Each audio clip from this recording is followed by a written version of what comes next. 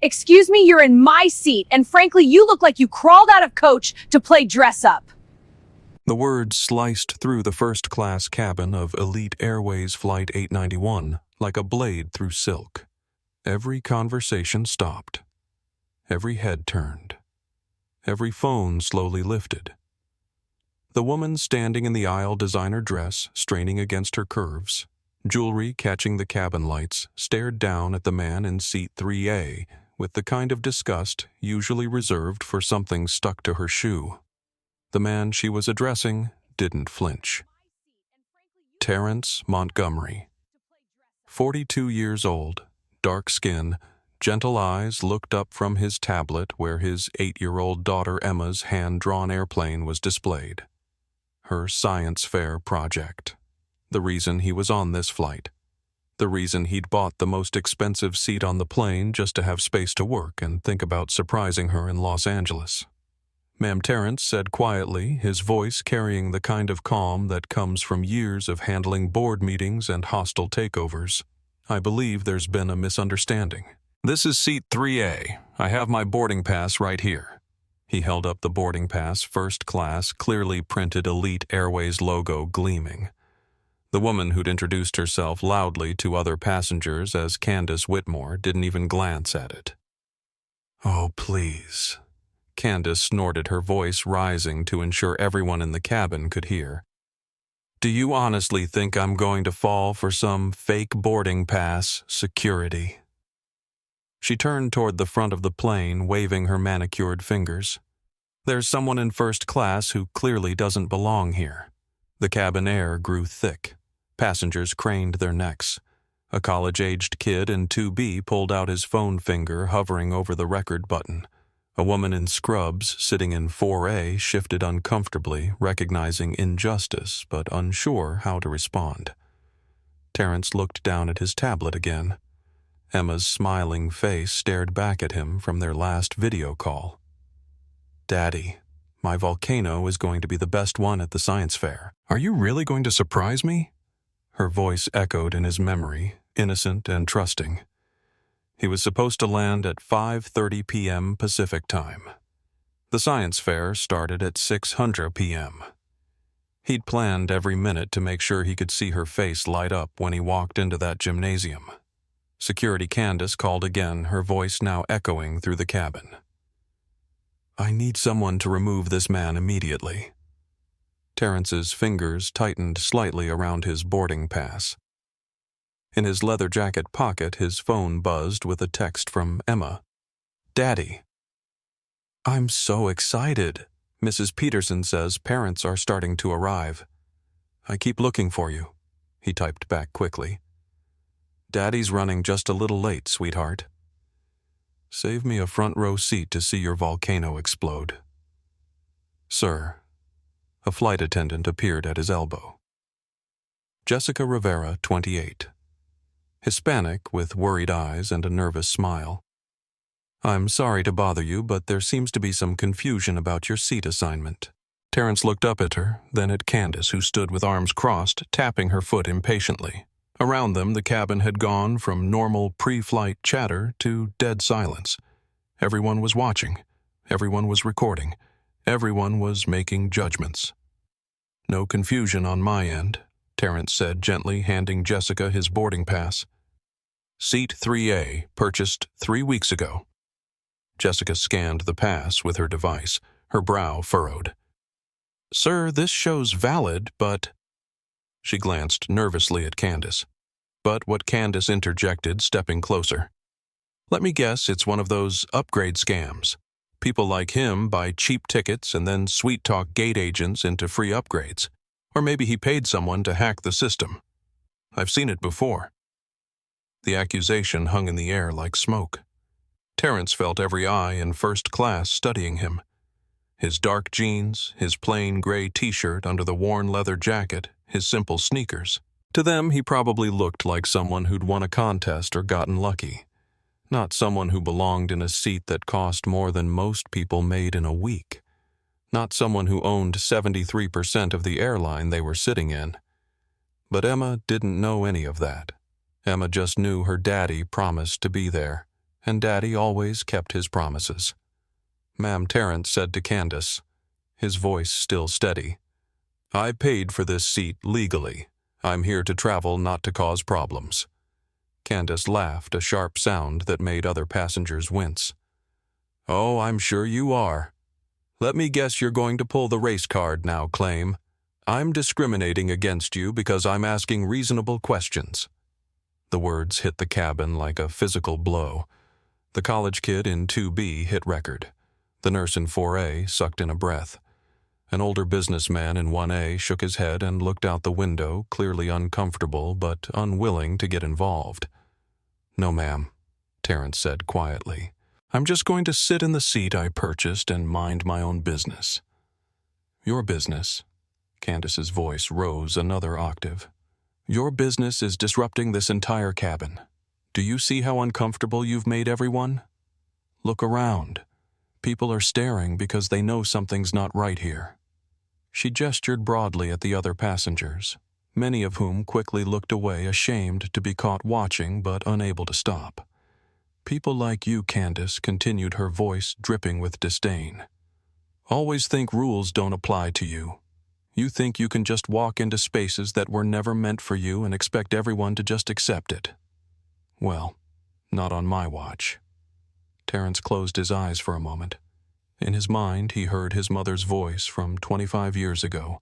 "Son, the Lord will fight for you. You need only to be still." Exodus 14:14. She'd whispered those words to him the night before his first day at Stanford when he was 17 and scared and sure he didn't belong among all those wealthy kids with their perfect clothes and perfect lives.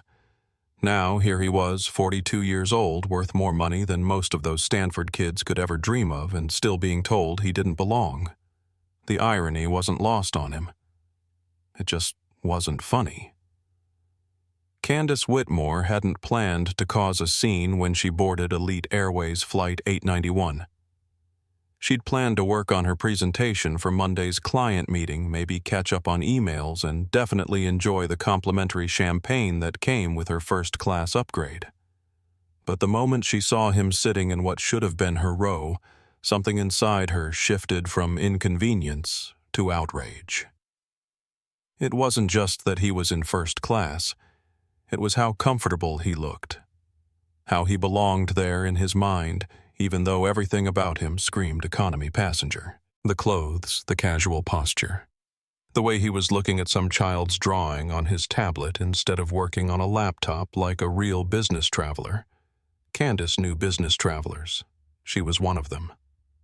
VP of Marketing at Whitmore & Associates, 15 years climbing the corporate ladder, fighting for respect in every boardroom she entered. She'd earned her first-class seats through brutal hours, client dinners that lasted until midnight, and presentations that made or broke million-dollar contracts. And recently she'd been losing those contracts. 3 major deals in the past 6 months, all to the same competitor, Montgomery Digital Services, a tech company that somehow kept underbidding them and delivering better results. It was humiliating. It was personal. And it was probably because they were playing some kind of diversity card with clients getting favorable treatment for reasons that had nothing to do with merit. Security, she called again louder this time. "I need someone up here immediately." Jessica Rivera, the flight attendant, was still studying Terrence's boarding pass, her scanning device beeping softly. "Ma'am, his ticket appears to be valid." "I'm not sure what the issue is." "The issue," Candace said, stepping closer to Jessica and lowering her voice to a stage whisper that everyone could still hear, "is that I've been flying this route for 5 years. I know the regular first-class passengers. I know who belongs here, and this man is not one of them." She pointed at Terrence, who was now texting someone, probably trying to coordinate whatever scam he was running. "Look at his clothes. Look at how nervous he is. Does he look like someone who can afford a $3,000 ticket?" Around the cabin, passengers shifted uncomfortably. Some nodded slightly, caught up in Candace's confidence. Others pulled out their phones, sensing drama that would make good social media content. Furthermore, Candace continued, "I've seen this before. People buy economy tickets and then try to upgrade through various schemes. Online hacks, fake confirmations. even identity theft. Airlines lose millions every year to this kind of fraud. The words fraud and theft landed heavily. Terrence looked up from his phone, meeting Candace's eyes directly for the first time. "Ma'am, I understand you're concerned, but I can assure you my ticket was purchased legitimately." "Oh, I'm sure it was."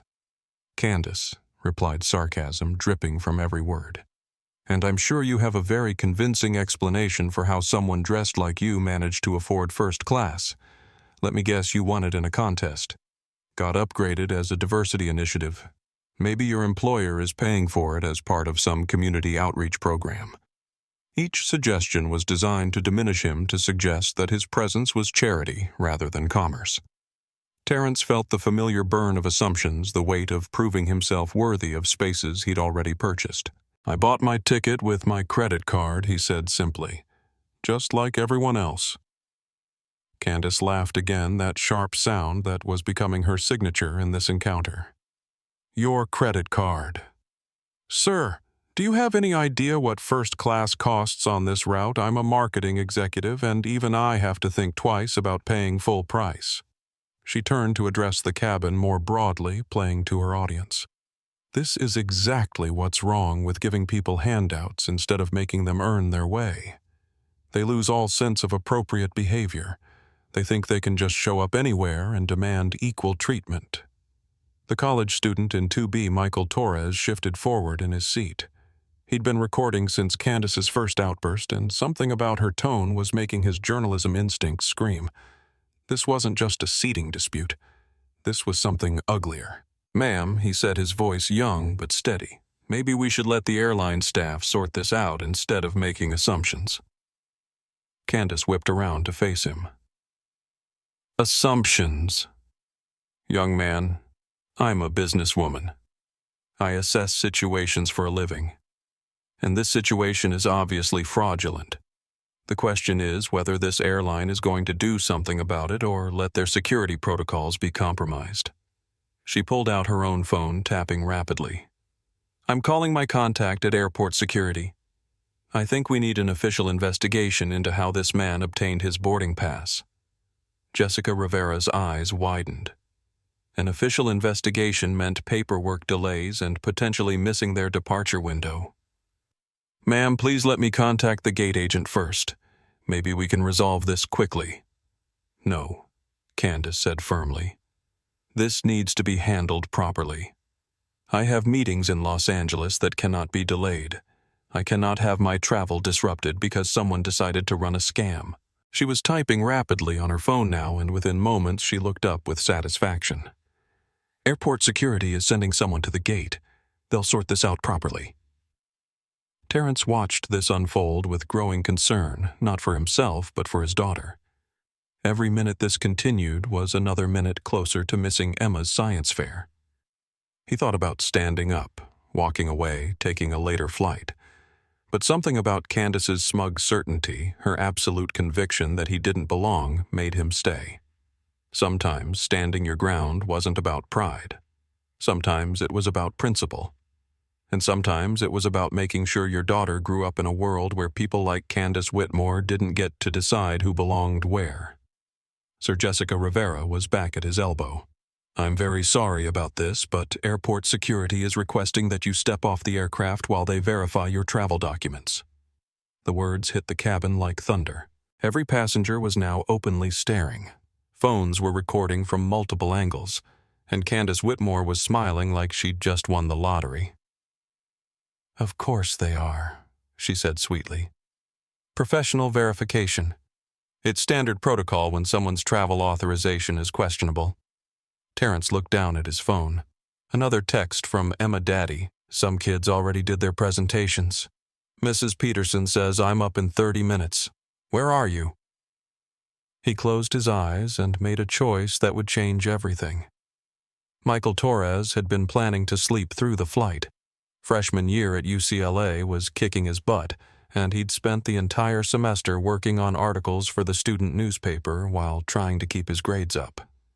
This trip back to Atlanta was supposed to be rest and relaxation, visiting his abuela and eating her cooking until he couldn't move. But now, he was wide awake phone recording, watching what felt like a civil rights violation happening in real time. His journalism professor, Dr. Martinez, was always telling his students to recognize when a story was developing in front of them. This was one of those moments. In Seat 4A, Sarah Fleming was having her own crisis of conscience. She'd been a trauma nurse for 15 years, long enough to recognize when someone was being deliberately humiliated. The man in 3A wasn't aggressive, wasn't loud, wasn't doing anything except trying to travel in peace. But the woman attacking him was creating a spectacle that felt designed to shame him into leaving. Sarah had seen this before in hospital corridors when patients' families were assumed to be disruptive instead of desperate, when people were judged by appearance rather than need. It always made her sick, and it always made her speak up even when speaking up was uncomfortable. "Excuse me," she said, addressing Candace directly.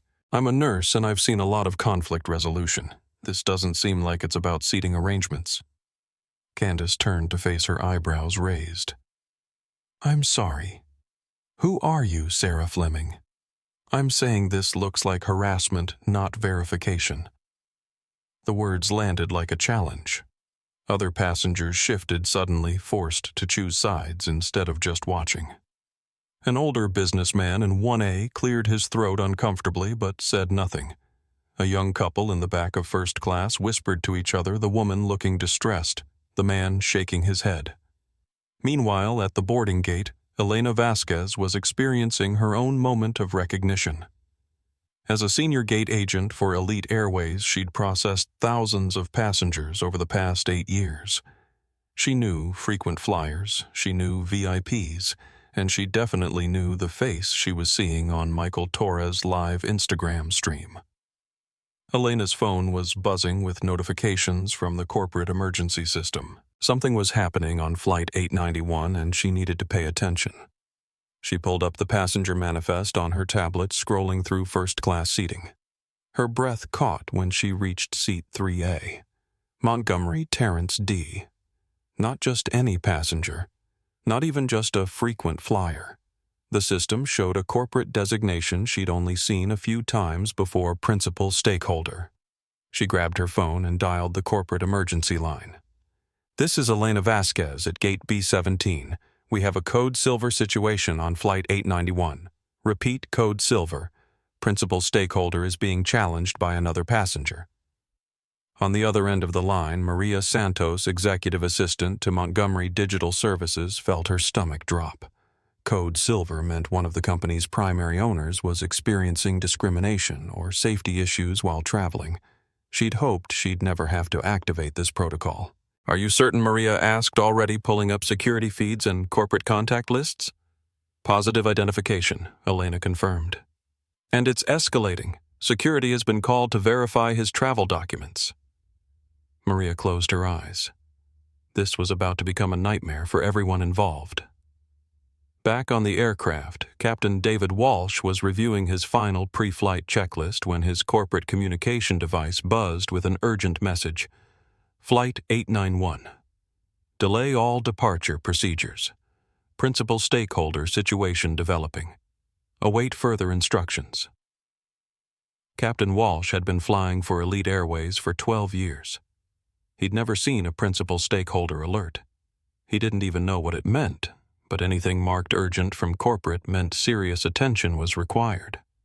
He unbuckled his seatbelt and headed toward the cabin, completely unaware that the situation developing was about to expose every bias and assumption he'd been carrying for decades. In the gate area, Robert Kane from Montgomery Digital Services' legal team was already pulling into the parking garage, his phone ringing nonstop. Maria Santos had activated the entire crisis response team, and within minutes, lawyers, executives, and public relations specialists would be converging on Gate B17. The irony was lost on none of them. The man being humiliated and questioned about his right to fly first class owned the airline that was allowing it to happen. But Terrence Montgomery didn't want to be saved by corporate intervention. He wanted to see how far this would go. He wanted to understand exactly what assumptions and biases would have to be dismantled to ensure this never happened to anyone else. Sometimes the most powerful thing a person can do is let the world reveal exactly who it is when no one thinks anyone important is watching. Airport security officer Martinez arrived at gate B-17 with the resigned expression of a man who'd seen every possible passenger dispute in his 15-year career. Drunk passengers, belligerent passengers, passengers trying to bring emotional support peacocks onto aircraft. But when Elena Vasquez briefed him on the situation, something felt different. "Ma'am, Officer Martinez said to Candace as he boarded the aircraft, I understand there's a concern about a passenger's travel documentation." Candace's eyes lit up with vindication. "Officer, thank you so much for responding quickly. This man is sitting in first class with what appears to be fraudulent travel documents. I've been flying this route for years, and I can spot irregularities immediately." She gestured toward Terrence, who was still seated calmly, still looking at his daughter's science project, still texting her words of encouragement. "Look at him. Does he look like someone who belongs in a $3,000 seat? His clothes, his demeanor, everything about him screams economy passenger trying to upgrade illegally." Officer Martinez studied Terrence for a moment. 23 years of law enforcement had taught him to read people quickly, and the man in 3A wasn't exhibiting any of the nervous behaviors associated with fraud. No fidgeting, no avoiding eye contact, no defensive posturing. If anything, he seemed resigned to whatever was about to happen. Sir Officer Martinez said to Terrence, "Can you show me your boarding pass and identification?" Terrence looked up from his phone. Emma had just sent him a photo of her volcano complete with red food coloring for lava. It was beautiful, creative, and perfectly her. "Of course, officer. Here's my boarding pass and here's my driver's license." He handed over both documents without hesitation. Officer Martinez examined them carefully, comparing the photo ID to the man in front of him, checking the boarding pass details against his scanner. "Everything appears to be in order," Officer Martinez said, though he could feel Candace's agitation growing behind him. "Appears to be," Candace interjected. "Officer, with respect, appearance isn't enough. I work in corporate security consulting. I know how sophisticated document fraud has become. These documents need to be verified against the airline's secure database." She moved closer, speaking in a tone that suggested shared professional knowledge. "I've seen cases where people hack the check-in system, create false confirmations, even steal legitimate passengers' reservations. The fact that he's not dressed appropriately for first class suggests this needs deeper investigation." Officer Martinez felt the weight of her certainty.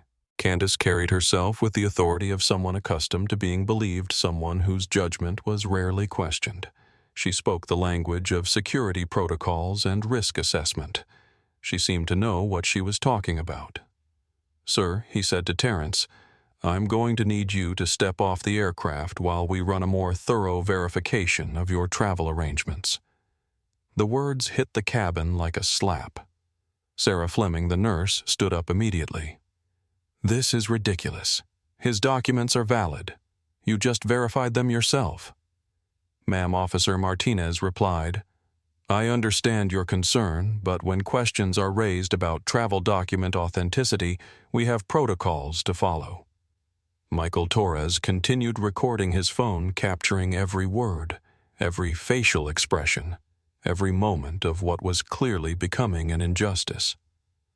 His live stream had dozens of viewers now, people commenting in real time about what they were witnessing. "This is messed up," one comment read. "That lady is clearly racist.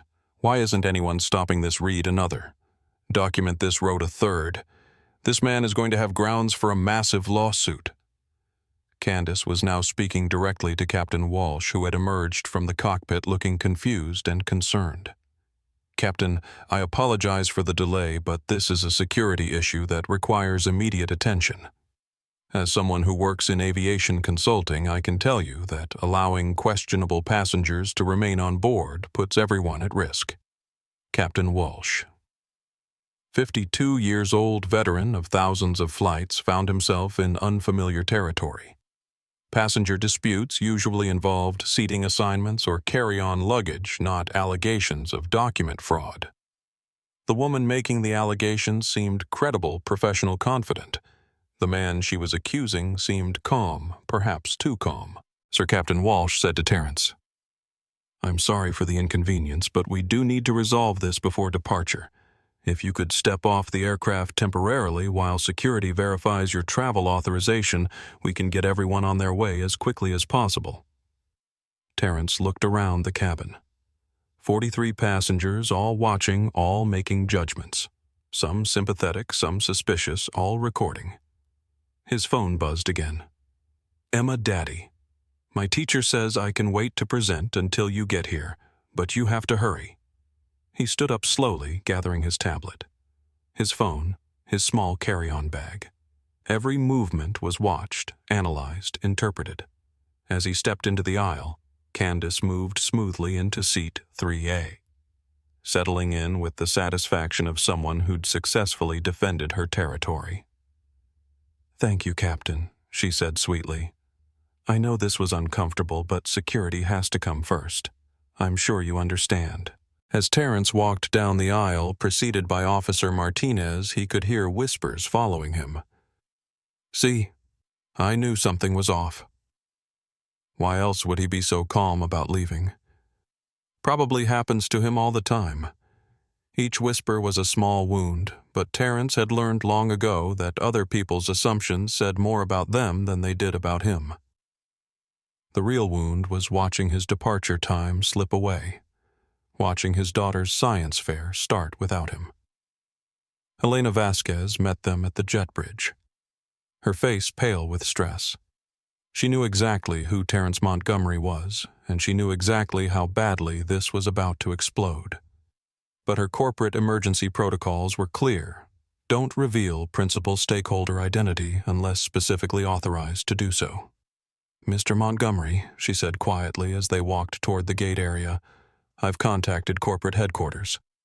This situation will be resolved very quickly." Officer Martinez caught the name and the tone of respect in Elena's voice. "Ma'am, is there something I should know about this passenger?" Elena looked at Terence, who gave her the slightest shake of his head. He wasn't ready to play that card yet. He wanted to see how far this would go. How many people would show their true beliefs when they thought no one important was watching. "No, officer," Elena replied, "just following standard customer service protocols." But behind the scenes, phones were ringing across Montgomery Digital Services headquarters. Maria Santos had activated the full crisis response team. Robert Kane and his legal team were en route to the airport. Lisa Parker from Flight Operations was pulling security footage from every angle, and in the Elite Airways corporate boardroom emergency session was being called because someone had just discriminated against the man who owned their airline, and every single person who had participated was about to learn exactly what that meant. The gate area at B-17 had transformed into an impromptu courtroom with Terence Montgomery as the unwilling defendant in a trial where the charges kept changing, and the evidence was his appearance. Officer Martinez had set up his mobile verification station complete with laptop and scanner, while a growing crowd of departing passengers gathered to watch the drama unfold. Candace Whitmore had followed them off the aircraft, claiming she needed to provide context for the security investigation.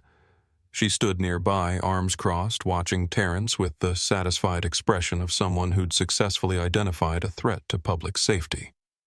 "Officer," she said, approaching Martinez's workstation, "I want to make sure you understand the full situation here. This isn't just about one fraudulent ticket.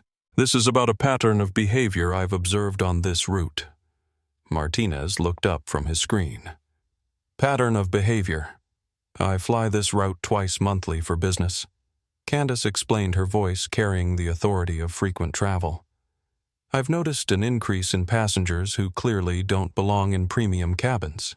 People who are obviously flying on someone else's dime, probably as part of diversity initiatives or community outreach programs." She gestured toward Terence, who was sitting quietly in one of the gate chairs, still texting with his daughter. "Look at him. Does anything about his presentation suggest he has the financial resources for first-class travel? His clothes look like they came from a discount store. He's traveling with a tablet instead of a proper business laptop. He doesn't carry himself like someone accustomed to premium service. Each observation was delivered with clinical precision designed to sound objective rather than prejudiced. But Sarah Fleming, who had also left the aircraft to witness this spectacle, felt sick listening to it. "Ma'am," Sarah interjected, "what someone wears or carries has nothing to do with whether they paid for their ticket legally." Candace turned to face her with barely concealed irritation. "Actually, it has everything to do with it. Professional travelers develop certain behaviors, certain standards. We invest in appropriate attire because we understand that first class is a business environment. When someone shows up looking like they're going to a barbecue, it raises legitimate questions." She pulled out her phone and showed Martinez a series of photos. "I've been documenting irregularities on this route for months. People who clearly don't belong in premium cabins, probably flying on upgraded tickets they obtained through various schemes. The airlines lose millions annually to this kind of fraud." Officer Martinez studied the photos on her phone. They showed various passengers in first class, all African American or Hispanic, all dressed casually. The implications were clear without being explicitly stated.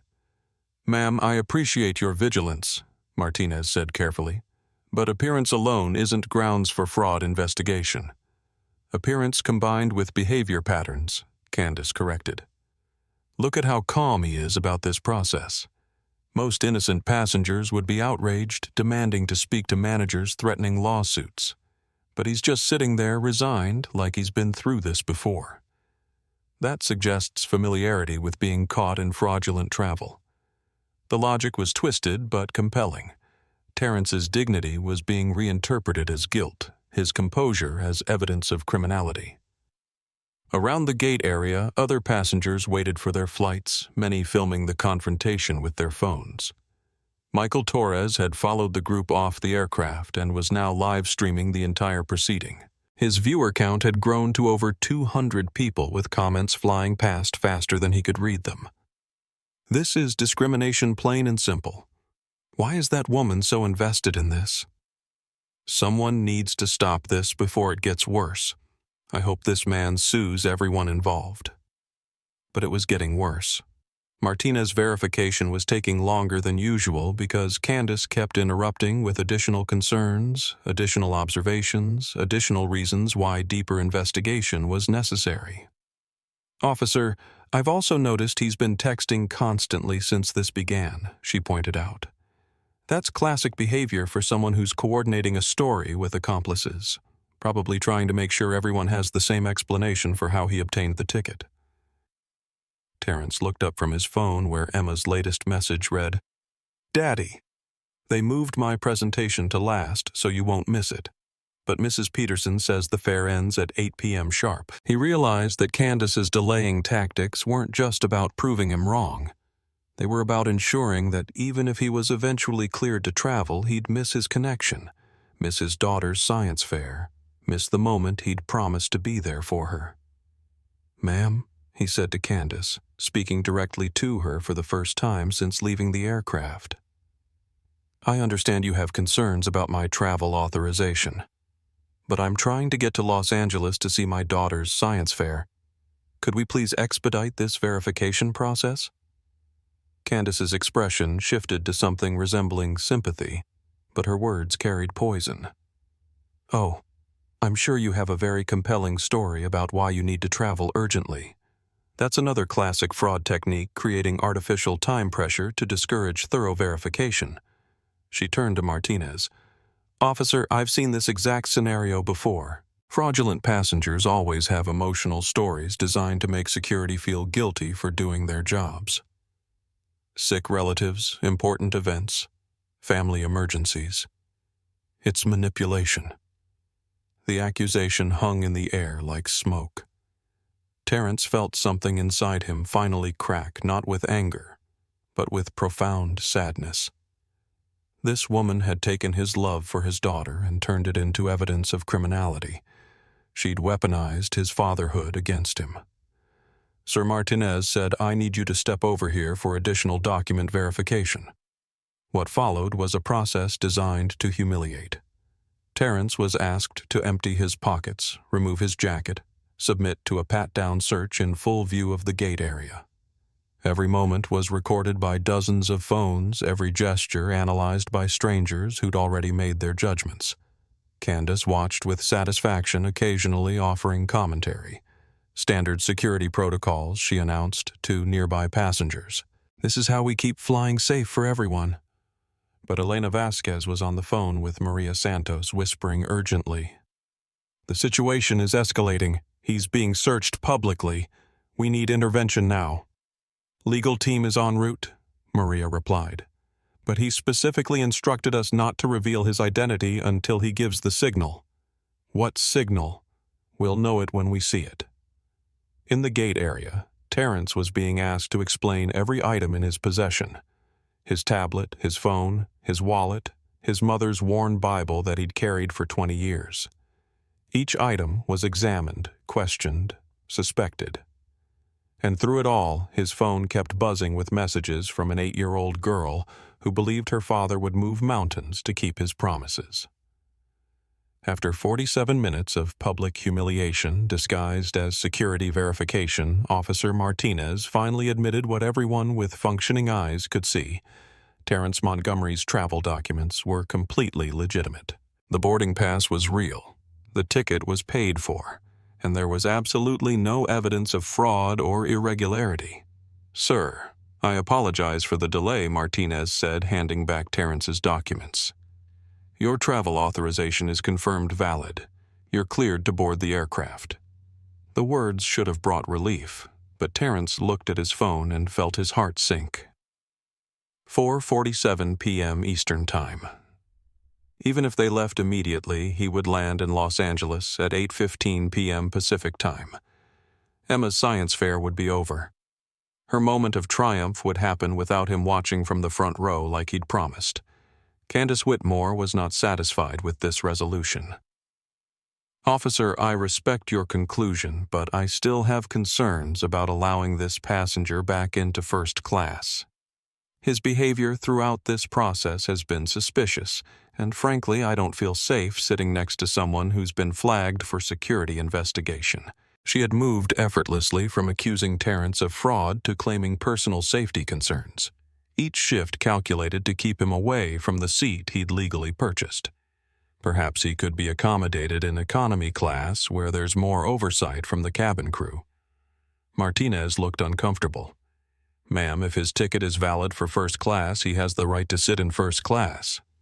"But do I have the right to feel safe and comfortable in the seat I purchased?" Candace countered. "I'm a frequent flyer on this airline. I'm a business traveler whose comfort and safety should be a priority. If this passenger makes me uncomfortable, shouldn't that be taken into consideration?" The logic was insidious. She was weaponizing comfort against justice, using her status as a frequent flyer to override his rights as a paying passenger. And it was working. Captain Walsh emerged from the aircraft, looking stressed and frustrated. The delay had cost them their departure window, which meant they'd missed their arrival slot at LAX, which meant everyone's travel plans were disrupted because of what he increasingly understood was a manufactured controversy. "What's our status here?" he asked Martinez. "Passenger is cleared for travel. Documents are legitimate. Then let's get everyone back on board and get this flight moving." But Candace was ready for this moment. "Captain, I need to express serious concerns about my safety and comfort if this passenger returns to first class. His behavior throughout this investigation has been concerning, and I don't feel secure sitting in close proximity to someone who's been the subject of security scrutiny." Captain Walsh found himself in an impossible position. One passenger was claiming safety concerns, while another had been publicly humiliated for nearly an hour. The airline's policies prioritized passenger comfort, but they also prohibited discrimination. The problem was determining which policy applied here. "Sir," he said to Terrence, "I apologize for this situation. In the interest of getting everyone to their destination as quickly as possible, would you be willing to accept an economy seat? We'll refund the difference in fare, of course." The offer was reasonable on its surface, but Terrence understood what was really being asked. Accept discrimination to make the discriminator comfortable. Move to the back of the plane so the person who'd falsely accused him could enjoy the seat he'd purchased. Captain Terrence replied quietly, I bought a first-class ticket because I need the space to work, and because I want to arrive rested for my daughter's science fair. Moving to economy means accepting that this woman's comfort matters more than my rights as a paying customer. The words hung in the air between them. Captain Walsh realized he was being asked to choose sides in a situation that should never have escalated this far. But with departure already delayed and Candace threatening to file formal complaints about her safety concerns, the path of least resistance seemed clear. Sir, I understand your position, but passenger safety and comfort are my primary responsibilities. If you're willing to accept the economy accommodation, we can get everyone on their way immediately. Terrence looked around the gate area. Dozens of passengers were watching, recording, judging. Sarah Fleming, the nurse, shook her head in disgust. Michael Torres continued live streaming his comment section, exploding with outrage at what they were witnessing. Elena Vasquez appeared at his elbow. Mr. Montgomery, she whispered urgently, would you like me to contact corporate headquarters now? Terrence looked at his phone. Emma had sent another message. Daddy, where are you? They're starting to clean up. I think I missed my turn. He closed his eyes, made a decision that went against every instinct for justice he possessed, and nodded to Captain Walsh. I'll take the economy seat. The walk back onto the aircraft felt like a perp walk. Every passenger stared as he made his way down the aisle past first class where Candace Whitmore sat in his seat, scrolling through her phone with visible satisfaction. She didn't look up as he passed, but he could see her reflection in the window. She was smiling. Seat 28B was a middle seat between a sleeping businessman and a college student wearing noise-canceling headphones. The space that had been carefully chosen for work and comfort was replaced by cramped quarters where he could barely open his laptop. But the physical discomfort was nothing compared to the emotional weight of the text message waiting for him. Daddy, Mrs. Peterson said, you probably got stuck at work. It's okay. I'll show you my volcano at home. Terrence closed his eyes and let his daughter's understanding break his heart just a little bit more. While Terrence Montgomery sat in seat 28B trying to respond to his daughter's disappointed text message with words that wouldn't reveal his own heartbreak, the most expensive crisis management operation in aviation history was mobilizing around him. He just didn't know it yet. Elena Vasquez had returned to her gate station, but her focus wasn't on the departure board or passenger assistance requests. She was coordinating with Maria Santos at Montgomery Digital Services headquarters, providing real-time updates on a situation that was spiraling beyond anyone's control. He's in economy now. Elena reported, her voice tight with professional frustration. The woman who made the initial complaint is sitting in his first-class seat, and she's posting about it on social media. Maria Santos felt her stomach clench. She'd been Terrence's executive assistant for 6 years, and she'd never seen him accept discrimination so quietly. Usually he fought back immediately, not with anger, but with the kind of precise legal action that left discriminators unemployed and companies paying massive settlements. Why isn't he using the corporate card, Maria asked. He could end this immediately. He specifically told me not to reveal his identity unless he gives a signal, Elena replied. I think he wants to see how far this goes. How far it goes. Maria's voice rose. It's already gone too far. Our CEO is sitting in economy class while someone who falsely accused him of fraud enjoys the seat he paid for. This is a public relations nightmare. But Maria understood Terrence well enough to know that when he made a decision to let a situation play out, he had reasons that extended beyond personal comfort. He was gathering evidence, documenting behavior, building a case for changes that would be broader than just his own experience. Meanwhile, in the Montgomery Digital Services legal department, Robert Kane was assembling a response team that included civil rights attorneys, aviation lawyers, and public relations specialists. The live stream footage from Michael Torres had already been forwarded to their offices along with security camera footage from the gate area. We have clear documentation of discrimination based on racial appearance, Kane told his team. We have false accusations of fraud. We have a passenger being forced to accept inferior accommodations after being publicly humiliated. This is going to be a massive lawsuit. But sir, his associate counsel replied, Mr. Montgomery hasn't authorized any legal action yet. Our instructions are to monitor and document, but not to intervene. Kane shook his head. Then we document everything. Every moment, every word, every person who participated in this discrimination. When Terrence is ready to act, we'll have a case that will reshape airline industry policies forever. Back on Flight 891, Michael Torres was realizing that his live stream had grown far beyond his expectations. What started as a college student documenting an injustice had become a viral moment with over 1,500 viewers and climbing. The comments section was blazing with outrage, sympathy, and demands for accountability. Someone needs to find out who that woman is. One comment read, This man should sue everyone involved, wrote another. Why didn't anyone stand up for him? Asked a third. But perhaps most significantly, some viewers were beginning to recognize Terrence Montgomery. Tech industry followers, business news watchers, people who'd seen his face in Forbes or Fortune magazines were connecting the dots. Wait, is that Terrence Montgomery from Montgomery Digital, one commenter asked. The tech billionaire. No way. I think it is. Someone should verify. Michael noticed these comments with growing excitement. If the man he'd been documenting was actually a prominent business leader, this story was about to become much bigger than a simple discrimination case. Sarah Fleming, the nurse who'd spoken up in first class, was having her own crisis of conscience. She'd returned to her seat, but she couldn't shake the image of Terrence's quiet dignity as he'd been humiliated and forced to move. In her 15 years as a trauma nurse, she'd learned to recognize when institutions failed people, and this was a textbook case of bias masquerading as security protocol. She pulled out her phone and began typing an email to Elite Airways customer service. But then she realized that customer service complaints wouldn't address what she'd witnessed. This required bigger action.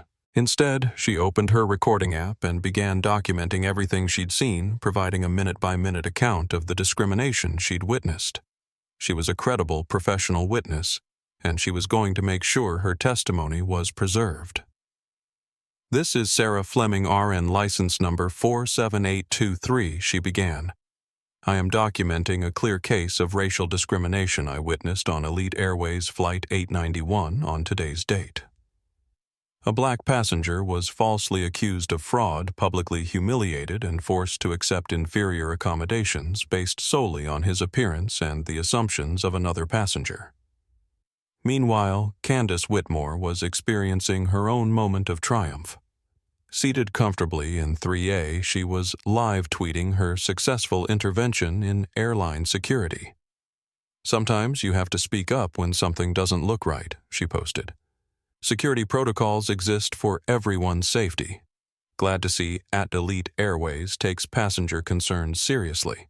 Aviation security #safety. She included a carefully cropped photo of herself in the first-class cabin, looking satisfied and professional. Within minutes, the post had dozens of likes and several supportive comments from followers who appreciated her vigilance. But social media algorithms work in mysterious ways, and Candace's self-congratulatory posts were being served to users who'd been following the hashtags related to Michael's live stream.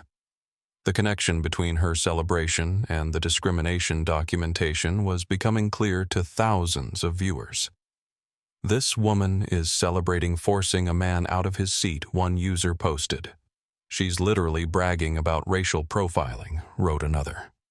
Someone needs to identify this woman and her employer. The internet's capacity for detective work was about to turn Candace Whitmore's moment of victory into a career-ending mistake. Back at Montgomery Digital Services headquarters, Lisa Parker from Flight Operations was pulling security footage from every camera angle at Gate B-17. The company's relationship with Elite Airways included access to security systems for their executive protection protocols, and she was using every resource available to document the discrimination their CEO had endured. We have clear footage of the false accusation she reported to Maria Santos. We have audio of the racial implications. We have documentation of the forced relocation, and we have video of the perpetrator celebrating on social media while sitting in Terrence's seat. "How long until we land in LA?" Maria asked. 2 hours and 43 minutes. "But Maria, there's something else you need to know. The story is going viral. Hashtag Justice for Flight 891 is trending and people are starting to identify Terrence. This is going to explode when it becomes public knowledge that our CEO was discriminated against on his own airline." Maria closed her eyes, imagining the headlines that were already being written in newsrooms across the country. This wasn't just a discrimination case anymore. This was a story about power privilege assumptions and what happens when people reveal their true beliefs because they don't think anyone important is watching. And in 2 hours and 43 minutes, when Flight 891 landed in Los Angeles, the entire world was going to learn exactly who Terrence Montgomery really was. The Montgomery Digital Services War Room looked like mission control during a space launch crisis. 3 floors of the company's downtown Atlanta headquarters had been converted into a coordination center, with legal teams, public relations specialists, and executive assistants working from multiple conference rooms connected by secure video links. Maria Santos stood at the center of it all, coordinating responses to a situation that was evolving by the minute. On the wall-mounted screens around her live feeds showed social media trends, news aggregation sites, and the continuing live stream from Michael Torres, who was still documenting everything happening on Flight 891. Legal status. Maria asked Robert Kane, who was participating via video link from his car as he raced toward LAX. "We have documented evidence of discrimination, false accusation, and civil rights violations," Kane replied. "The live stream footage alone is enough for a federal case. But we also have security camera footage, witness testimony from the nurse, and social media posts from the perpetrator celebrating her actions." Media status. Maria asked Lisa Parker, who was monitoring news outlets and social platforms. The hashtag Justice for Flight 891 is trending nationally. We're seeing coverage requests from CNN, MSNBC, Fox News, and the major networks. The story is shifting from discrimination to corporate accountability as people begin identifying Terrence. And the perpetrator, Candace Whitmore, VP of Marketing at Whitmore and Associates. Their company website is already being flooded with complaints. Her LinkedIn profile has been screenshot and shared thousands of times. And someone found her social media posts celebrating the discrimination. Maria felt a grim satisfaction. People who used social media to celebrate discriminating against others rarely considered that the internet never forgot and it never forgave public displays of racism. "What about Elite Airways corporate?" she asked. "That's the complicated part," replied David Chen from the Montgomery Digital legal team. "Technically, their crew followed standard protocols when a passenger raised security concerns. They're going to claim they were responding to a legitimate complaint, not engaging in discrimination, even though the complaint was obviously false and racially motivated. That's what makes this legally complex," David explained. "The flight crew didn't initiate the discrimination. They responded to it. But their response perpetuated it, and that's where we have grounds for action." Maria looked at the clock on the conference room wall. Flight 891 would land in 2 hours and 17 minutes. When Terrence stepped off that plane, he'd be walking into a media firestorm that would reshape not just Elite Airways, but the entire aviation industry's approach to passenger discrimination. "Okay, people," she announced to the room. "We have 2 hours to build the most comprehensive discrimination case in aviation history. I want documentation of every similar incident in the past 5 years. I want social media posts from Candace Whitmore going back 2 years. I want Elite Airways' training materials on passenger verification. I want everything." Meanwhile, at Whitmore and Associates, a very different kind of crisis was developing. Candace Whitmore's assistant, Jennifer Walsh, had been fielding angry phone calls for the past hour from people who'd seen the live stream footage and connected it to Candace's celebratory social media posts. Ms. Whitmore Jennifer said urgently when she finally reached Candace on the aircraft phone, "We have a serious problem. The incident on your flight is all over social media, and people are identifying you as the woman who made the discrimination complaint." Candace felt a chill of concern, but not panic. "What exactly are they saying?" "They're saying you racially profiled a passenger and forced him out of his seat. There's video footage and it's going viral. The company phones haven't stopped ringing." Jennifer calmed down. "I reported a legitimate security concern. Everything I did was appropriate and responsible. Sometimes people don't like it when security protocols are enforced, but that doesn't make enforcement wrong. Ma'am, with respect, the social media posts show you celebrating sitting in his seat. People are interpreting that as you celebrating discrimination." For the first time, Candace felt a flicker of genuine concern. Social media had a way of taking situations out of context, of making reasonable actions look unreasonable when viewed through the lens of viral outrage. "I'll handle this when I land," she told Jennifer. "Just take messages for now. This will blow over in a few days." But Jennifer was looking at her computer screen, watching the hashtag trends, seeing the anger building across multiple platforms.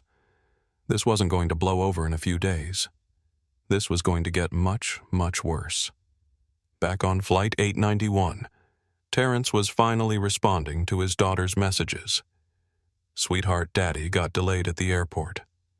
I'm so sorry I missed your presentation. Can you save the volcano demonstration for when I get home tomorrow?" Emma's response came quickly. "It's okay, Daddy." Mrs. Peterson said, "Family things happen sometimes, but I got third place, and I took a video to show you." Terrence smiled despite everything that had happened. His 8-year-old daughter had handled disappointment with more grace than most of the adults around him. Her resilience reminded him that this situation wasn't about his personal comfort or convenience. It was about ensuring that her generation grew up in a world where people weren't judged by their appearance or treated differently because of their race. "I'm so proud of you, Emma. Third place is amazing. I can't wait to see your video. Daddy, why do you sound sad? Did something bad happen?" Terrence paused, considering how to explain complex issues of discrimination and bias to a child who still believed the world was fundamentally fair. Daddy had to deal with some people who made wrong assumptions today. But it's going to be okay. Sometimes these situations help make things better for everyone. "Did you use your quiet voice like you taught me?" "Yes, sweetheart. I used my quiet voice." "Good. Quiet voices are stronger than loud voices." Terrence closed his eyes, feeling the weight of his daughter's wisdom. She was right, of course. Quiet voices were stronger than loud voices, and in about 2 hours, his quiet voice was going to become very, very loud. As Flight 891 cruised at 37,000 feet over the American Southwest, Terrence Montgomery sat in his cramped middle seat and did something that would have surprised every corporate boardroom where he'd ever negotiated. He practiced radical patience. Not the passive patience of someone waiting for rescue, but the strategic patience of someone building a case that would create lasting change. He opened his worn leather Bible to a passage his mother had marked years ago. "The Lord will fight for you. You need only to be still." Exodus 14:14. She'd highlighted those words after his first discrimination lawsuit in college when a professor had accused him of cheating on an exam because students like him couldn't possibly achieve such high scores without help. Then, as now, Terrence had chosen to let the system reveal itself completely before responding.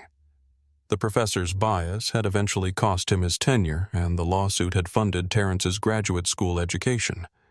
More importantly, it had established policies that protected other students from similar discrimination. Now he was doing it again on a larger scale with higher stakes. His phone buzzed with a message from Maria Santos. Sir, we have comprehensive documentation of everything that happened. Legal team is standing by. We can resolve this immediately upon landing.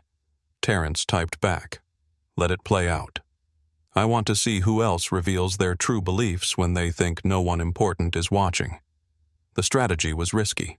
Every minute he remained in economy class while Candace Whitmore enjoyed his first-class seat was another minute of personal humiliation. Every text from Emma asking why he'd missed her science fair was another reminder of the cost of his patience. But Terrence understood that individual justice was temporary while institutional change was permanent. He was building evidence not just against Candace Whitmore, but against the entire system that had allowed her discrimination to be validated and reinforced. The flight attendant who'd accepted her word over his documents. The security officer who'd subjected him to public search based on her accusations. The captain who'd asked him to accept inferior accommodations to make his discriminator comfortable. Each person who'd participated in the discrimination had revealed something about their assumptions, their biases, their willingness to believe the worst about someone based on appearance. And all of it was being documented, recorded, preserved for the reckoning that was coming. Around him, other passengers in economy class were beginning to recognize him from the live stream that was still trending on social media. A businessman across the aisle leaned over nervously. "Excuse me, sir. I hate to bother you, but aren't you Terrence Montgomery?" The tech CEO. Terrence looked up from his Bible, meeting the man's eyes directly. "Yes, I am." The businessman's face went pale. "Oh my God, you're the guy from the video. The discrimination. But if you're Terrence Montgomery, then I'm the person who was just forced to move to economy class based on false accusations of fraud." Terrence finished quietly. Word spread through the economy section quickly. Passengers pulled out phones, some taking pictures, others researching Montgomery Digital Services, all of them realizing they were witnessing something historic. The quiet man in seat 28B wasn't just a victim of discrimination. He was one of the most powerful people in technology. And he'd let himself be humiliated rather than use that power to escape the situation. "Why didn't you say something?" the businessman asked. "Why didn't you tell them who you are?" Terrence closed his Bible, marking his place carefully. "Because the moment I revealed my identity, this would have become about me specifically, rather than about the system that allows this to happen to anyone. I wanted to see how far people would go when they thought I couldn't fight back." And now Terrence checked the flight tracker on the seatback screen. 1 hour and 15 minutes to Los Angeles. 1 hour and 15 minutes until the most expensive lesson in corporate accountability in aviation history. Now everyone who participated in this discrimination is about to learn that dignity isn't determined by appearance and power isn't always visible to people who judge by surfaces. His phone buzzed with another message from Emma Daddy. "I'm making you a special certificate for missing my science fair. It says, 'World's best daddy even when airplanes are mean.' Love you." Terrence smiled, typing back. "I love you too, sweetheart. Daddy's about to make sure airplanes are never mean like this again." The countdown to landing had begun, and when Flight 891 touched down in Los Angeles, the entire world was going to learn what happened when you discriminated against someone who owned the airline. Los Angeles International Airport's ground control received an unusual request at 7:23 p.m. Pacific Time. Flight 891 from Atlanta was requesting priority deplaning assistance for a principal stakeholder situation. The air traffic controller had never seen that designation before, but the request came with highest-level authorization codes that meant immediate compliance. Elite Airways Flight 891, you are cleared for Gate 47A with priority ground support. Emergency vehicles and corporate liaison team standing by. Captain Walsh received the message in his cockpit with growing confusion. Emergency vehicles corporate liaison team, for what he'd understood was a routine passenger disagreement. Something was very wrong with his understanding of the situation. As the Boeing 737 approached LAX, passengers in first class began noticing unusual activity on the ground. Multiple Elite Airways vehicles were positioned near Gate 47A, along with what appeared to be news crews and a cluster of people in expensive suits carrying briefcases. Candace Whitmore was also noticing the commotion, but she interpreted it as validation of her security concerns. "See," she told the passenger next to her. "I knew something was serious about that man. Corporate security teams don't respond like this unless there's a real threat." She was so satisfied with her analysis that she live-tweeted again, landing in LA to proper security response. Sometimes vigilance pays off. Elite Airways knows how to handle passenger safety. #aviation security. Meanwhile, in economy class, Terrence was receiving a different kind of message from Maria Santos. "Sir, we have media crews from 6 networks at the gate. Legal team is in position. Executive team is standing by. Are you ready to proceed?" Terrence looked around the economy cabin where several passengers were now openly filming him, recognizing that they were witnessing something historic. The college student next to him was recording everything for her TikTok account. The businessman across the aisle was texting rapidly, probably telling friends and colleagues that he was flying with Terrence Montgomery. Maria Terrence typed back, "I want everyone who participated in the discrimination to be present when the revelation happens. Every crew member, every security officer, every corporate representative who validated what happened to me." "Already arranged, sir." Gate B-17 in Atlanta has also been secured for simultaneous action. As Flight 891 taxied toward the gate, Michael Torres was providing live commentary to his live stream audience, which had grown to over 8,000 viewers. "We're about to land, and I've never seen this much corporate activity for a regular flight. Something big is about to happen." His comment section was exploding with speculation and demands for justice. People who'd been following the story for 3 hours were emotionally invested in the outcome, and they wanted accountability for what they'd witnessed. Sarah Fleming, the nurse, was also preparing for landing with a sense of anticipation. She'd spent the flight documenting everything she'd observed, and she was ready to serve as a witness for whatever legal action was coming. As a healthcare professional, she understood the importance of accurate documentation in situations involving institutional discrimination. Captain Walsh announced final descent, but his voice carried an unusual tension. "Ladies and gentlemen, we'll be landing in Los Angeles in approximately 12 minutes. Please prepare for arrival and remain seated until the aircraft comes to a complete stop at the gate." What he didn't announce was the message he'd just received from Elite Airways corporate headquarters. Priority passenger requires immediate corporate consultation upon deplaning. Maintain all crew positions until corporate team arrives. Elena Vasquez had flown from Atlanta to Los Angeles on the next available flight, carrying a folder of documentation and authorization codes that would reshape how Elite Airways handled discrimination complaints forever.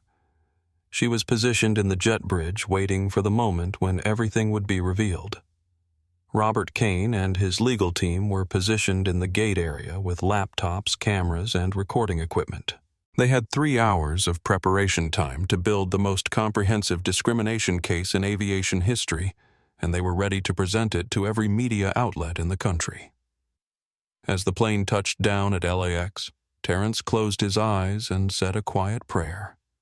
Not for revenge against the people who'd discriminated against him, but for the wisdom to use this moment to create lasting change that would protect other passengers from similar humiliation. The aircraft rolled to a stop at Gate 47A. The seatbelt sign turned off, and Candace Whitmore stood up to retrieve her luggage, completely unaware that she was about to experience the most expensive lesson in consequences she'd ever receive. "Ladies and gentlemen," Captain Walsh announced, his voice noticeably strained, "we ask that all passengers remain seated for just a moment while we address a corporate matter. This will only take a few minutes." Candace frowned, checking her phone impatiently. She had a car service waiting and dinner reservations that couldn't be delayed. But as she looked out the aircraft window, she saw something that made her pause. A convoy of elite Airways executives walking up the jet bridge, led by a woman in an expensive suit carrying official-looking documents. For the first time in 3 hours, Candace Whitmore began to suspect that her understanding of the situation might be incomplete. Elena Vasquez entered the aircraft, first followed by Robert Kane and 3 Montgomery Digital Services executives in tailored suits. The transformation was immediate and dramatic. The casual routine atmosphere of passenger deplaning shifted into something that felt like a corporate boardroom where verdicts were about to be delivered. "Ladies and gentlemen," Elena announced, her voice carrying the authority of someone delivering official business. "I need Captain Walsh, all flight attendants, and passenger Candace Whitmore to remain available for immediate corporate consultation. All other passengers may deplane normally through the forward exit." Candace felt her stomach flutter with the first hint of real concern. Why was she being specifically mentioned by name? How did this corporate representative even know who she was? "Excuse me," Candace said, standing and approaching Elena. "I'm not sure why I'm being detained, but I have a car service waiting and important dinner plans. If this is about the security situation earlier, I'd be happy to provide a statement, but I can't be delayed." Elena looked at her with an expression that was professional but cold. "Ms. Whitmore, this consultation is mandatory for all individuals involved in today's passenger discrimination incident. You will not be leaving this aircraft until it's completed."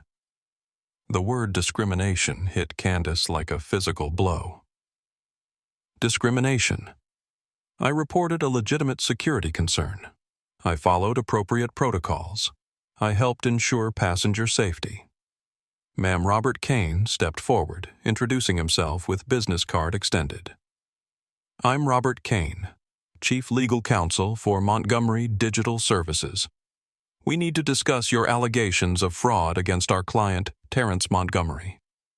Candace stared at the business card, the expensive suit, the briefcases, the official documentation being arranged on tray tables throughout first class. Montgomery Digital Services. The name was familiar, but she couldn't immediately place it. "I don't understand," she said, her voice losing some of its earlier confidence. "Who is Terrence Montgomery?" Elena opened her tablet and showed Candace the Forbes magazine cover from 6 months earlier. Tech Titans, the new billionaires reshaping American business. Terrence Montgomery's photo was prominently featured along with his company valuation and his stake in various industries, including his 73% ownership of Elite Airways. Candace's face drained of color as the reality began to sink in. The man she'd accused of fraud, the man she'd forced out of first class, the man she'd subjected to public humiliation and security searches wasn't just any passenger. He was the owner of the airline. "Oh my God," she whispered, sinking back into seat 3A. The seat she'd claimed with such satisfaction, the seat she'd celebrated obtaining on social media, belonged to the man who owned the entire aircraft. "Ms. Whitmore, Robert Kane," continued my client, "documented 3 hours of racial discrimination, false accusations, and civil rights violations. Every word you spoke, every action you took, and every celebration you posted on social media has been preserved as evidence." He opened his laptop and turned it toward her. The screen showed her own Twitter feed with her celebratory posts about aviation security and proper protocols displayed alongside screenshots from Michael Torres's livestream showing her discriminatory behavior. "Your social media posts celebrating the discrimination have been viewed over 200,000 times, Kane explained. "They've been screenshot, shared, and preserved in our legal documentation." Captain Walsh had been listening to this exchange with growing horror, realizing that his own decisions throughout the incident were about to be scrutinized by the owner of his airline. "Sir," he said to Robert Kane, "I want to clarify that I was responding to what appeared to be legitimate passenger safety concerns. If I made an error in judgment, I apologize." Captain Elena replied, "Mr. Montgomery will address all crew members individually." But your decision to ask a paying first-class passenger to accept economy accommodations based on false accusations will require immediate review. Meanwhile, in economy class, Terrence was finally standing up, gathering his belongings, and preparing to walk forward to reclaim not just his seat, but his dignity. Other passengers in economy watched in amazement as they realized they'd been flying with the owner of the airline. Sir, the businessman who'd recognized him earlier, said, "I want to apologize for not speaking up when I saw what was happening. I should have said something." "Thank you," Terrence replied quietly. But the real question is what all of us do the next time we see discrimination happening to someone who might not have the resources to fight back. As Terrence walked forward through the aircraft past rows of passengers recording his every step, Candace Whitmore was experiencing the complete collapse of her carefully constructed narrative. The man she'd described as obviously fraudulent was worth more money than everyone on the aircraft combined. The man she'd claimed didn't belong in first class owned every seat on the plane. Ms. Whitmore, Terrence said as he approached seat 3A, his voice calm but carrying unmistakable authority. "I believe you're sitting in my seat." The words were identical to her opening accusation 3 hours earlier, but the power dynamic had shifted completely. Candace struggled to stand her legs, shaking her face pale with the realization of how catastrophically she'd misjudged the situation. "Mr. Montgomery, I didn't know. I was trying to. Security protocols. I thought—" "You thought what exactly?" Terrence asked, settling into seat 3B and opening his laptop. "You thought that because I'm black and dressed casually, I couldn't possibly afford a first-class ticket. You thought that your assumptions about my appearance gave you the right to subject me to public humiliation?" Candace opened her mouth, then closed it, then opened it again without making sound. There was no explanation that could justify what she'd done. No interpretation that could make her behavior appear reasonable in retrospect. "Sir," she finally whispered, "I sincerely apologize. I made a terrible mistake in judgment." Terrence looked up from his laptop where Emma's volcano video was paused at the moment of eruption. "Ms. Whitmore, your mistake wasn't in judgment. Your mistake was in revealing exactly who you are when you thought no one important was watching." The corporate response that followed was swift, comprehensive, and unprecedented in aviation history. Robert Kane opened his briefcase and began distributing documents that would reshape Elite Airways policies forever, while Elena Vasquez coordinated with headquarters to implement immediate changes across the entire airline network. "Ms. Whitmore," Robert Kane began, "you are hereby permanently prohibited from traveling on any Elite Airways aircraft. This ban extends to all Montgomery Digital Services partner airlines, which includes 17 major carriers worldwide." Candace felt the blood drain from her face as the scope of her consequences became clear. Her job required constant travel. Being banned from 17 airlines would make her position at Whitmore and Associates impossible to maintain. Additionally, Kane continued, "Your social media posts celebrating the discrimination have been preserved as evidence in a federal civil rights lawsuit. You will be receiving formal legal papers within 48 hours. "But I didn't know," Candace protested weakly.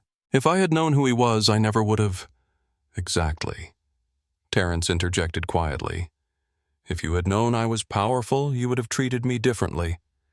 But because you assumed I was powerless, you felt free to subject me to humiliation and false accusations. That's precisely what makes this discrimination." Elena Vasquez was documenting every word of the conversation while coordinating with Elite Airways executives who were watching via video link from corporate headquarters. "Captain Walsh," she said, "you are suspended immediately pending investigation of your handling of this discrimination incident. First Officer Rodriguez will assume command for all remaining duties." Captain Walsh's 20-year career with Elite Airways was crashing around him as he realized that his decision to prioritize one passenger's comfort over another passenger's rights had cost him everything he'd worked for. "Jessica Rivera." Elena continued, "You are being promoted to senior flight attendant, and will be participating in the development of new anti-discrimination training protocols. Your attempts to verify documentation and your professional demeanor throughout this incident have been noted. Jessica's relief was visible as she realized that her careful navigation of an impossible situation had been recognized rather than punished. Officer Martinez Robert Kane addressed the security officer via phone. You are required to attend mandatory bias training and will be subject to performance review for your handling of this incident. Subjecting a passenger to public search based on false accusations violated several federal protocols, but the most significant consequence was still being prepared. Elena opened her tablet and showed the cabin a live video feed from Montgomery Digital Services headquarters, where Maria Santos was addressing a room full of reporters and cameras. "Ladies and gentlemen of the press," Maria announced, "Montgomery Digital Services is implementing the most comprehensive anti-discrimination initiative in transportation history. Effective immediately, all Montgomery-owned airlines will institute the Montgomery Protocol for Passenger Dignity. The protocol she described was revolutionary. Any passenger claiming discrimination would receive immediate corporate review. Any employee participating in discriminatory behavior would face immediate termination. Any passenger making false accusations based on racial bias would be permanently banned from all partner airlines. Furthermore, Maria continued, Mr. Montgomery has established a $50 million fund for passengers who experience discrimination on any airline. Legal representation, financial compensation, and advocacy services will be provided free of charge to ensure that no passenger faces discrimination alone. In the aircraft, Candace Whitmore was watching her career, her travel privileges, and her reputation disintegrate in real time. The woman who had celebrated proper security protocols 3 hours earlier was now the face of airline discrimination worldwide. "Mr. Montgomery," she said desperately, "please, isn't there some way to resolve this? I've learned my lesson. I'll never make assumptions like this again. I'll do community service sensitivity training, whatever you require." Terrence looked up from his laptop where he'd finally responded to Emma's messages. "Ms. Whitmore, the time for learning lessons was before you decided to humiliate someone based on their skin color. The time for sensitivity was before you celebrated forcing someone out of a seat they'd legally purchased." He stood up, gathering his belongings. "But you're right about one thing.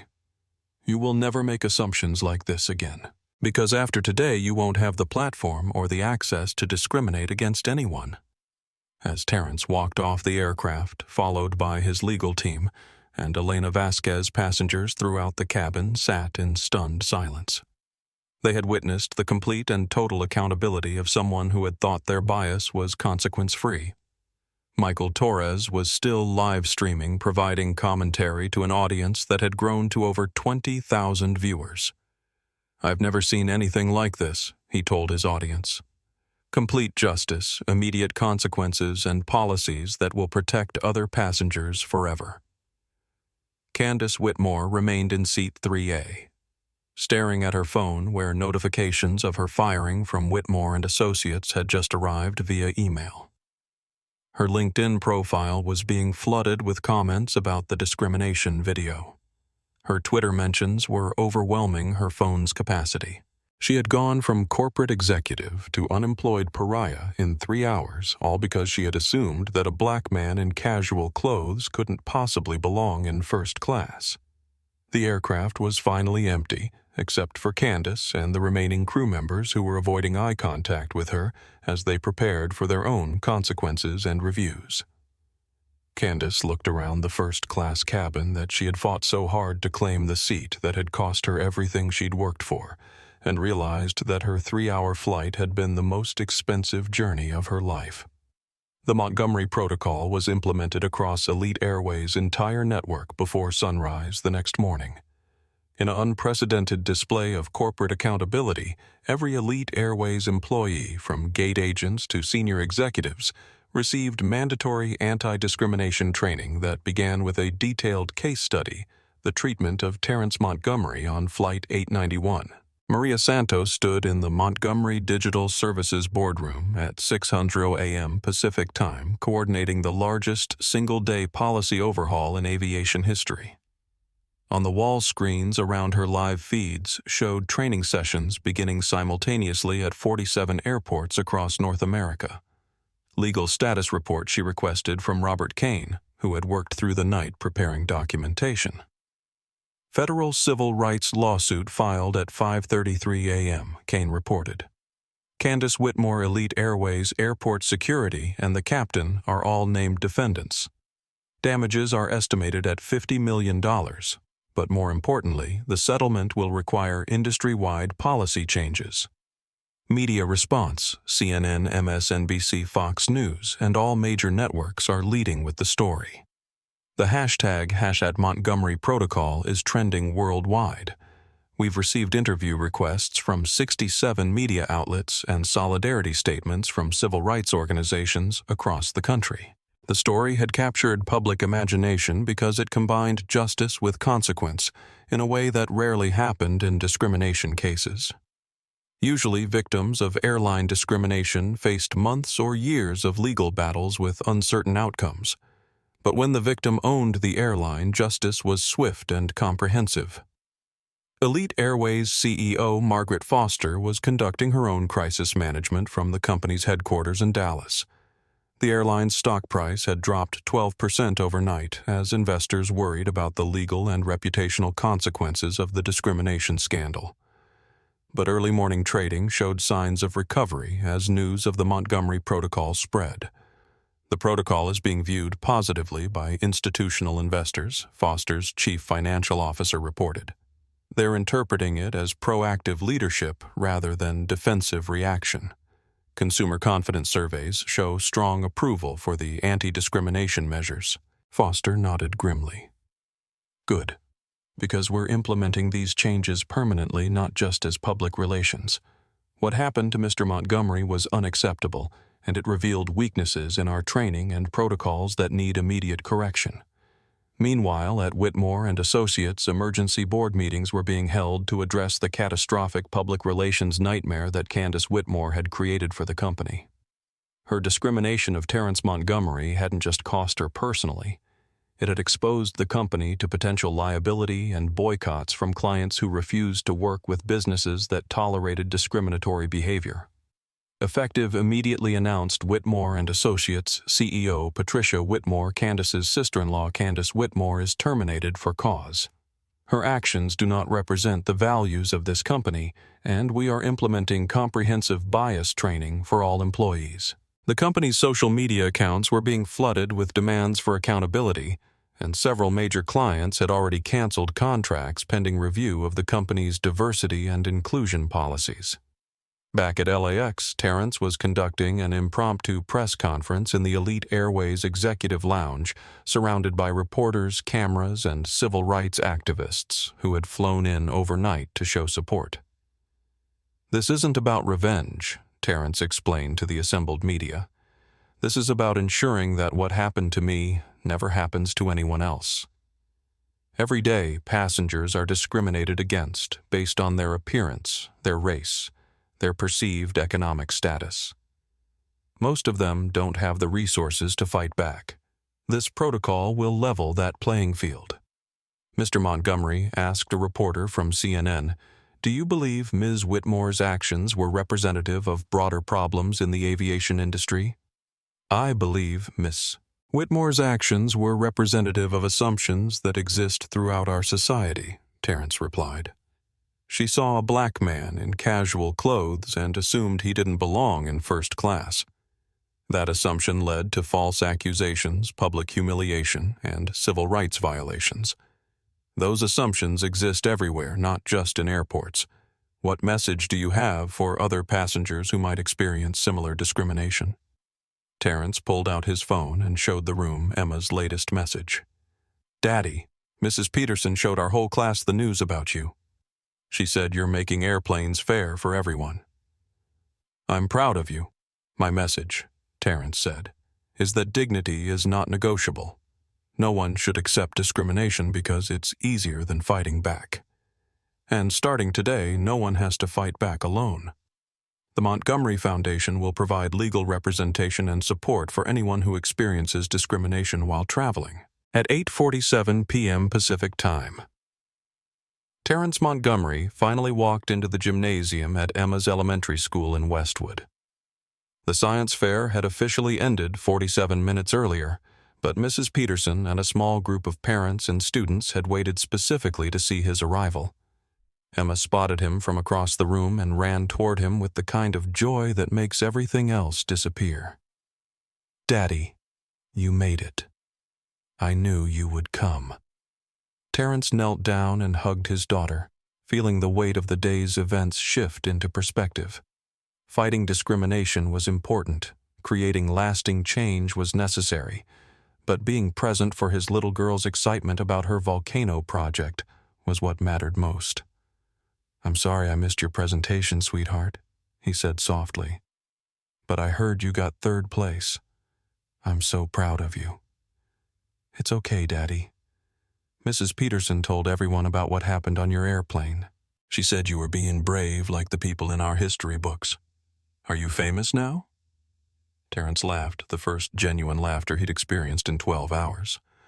"I don't know about famous, Em. I just wanted to make sure other people don't have to go through what Daddy went through today." Emma's teacher, Mrs. Peterson, approached them with a warm smile.